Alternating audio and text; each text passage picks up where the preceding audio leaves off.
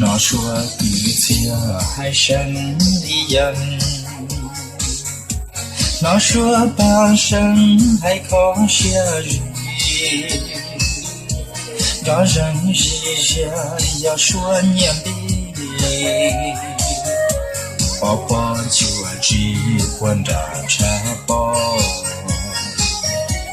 Dia càng lớn lên rung rơi theo tia, vang lo ba chia lo gì sao mò, muốn đào tung lu chỉ từ nhà bố, nam mong trông cho của ra tông rong rong. Ý chồng ý rau thảo ba đã tới, mong xua có chờ tua mồ sĩ công.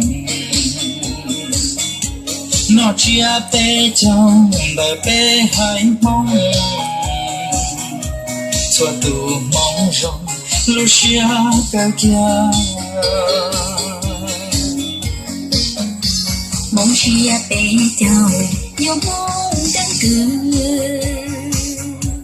của bố tổ chân thế giờ tôi tia, mong cho lo lắng đâu thân đâu tia, mong lũ dòng chia lo gì cơn đau.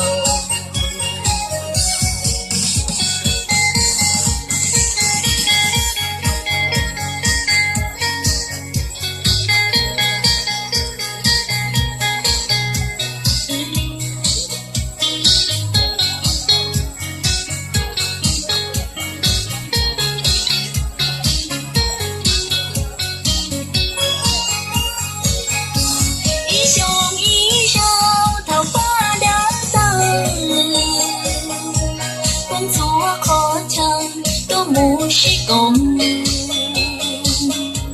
nó chia bê nhau đời bê hai mong, dù tù mong rong lúc xia cơ kia. Ý chồng ý rau thảo ba đã tới, mong xua khó chờ tua mồ sĩ công. Nó chia bê trong đời bê hai mong, xua tù mong rong lúc xia cơ kia. Mong chia bê trong do mong cân cử,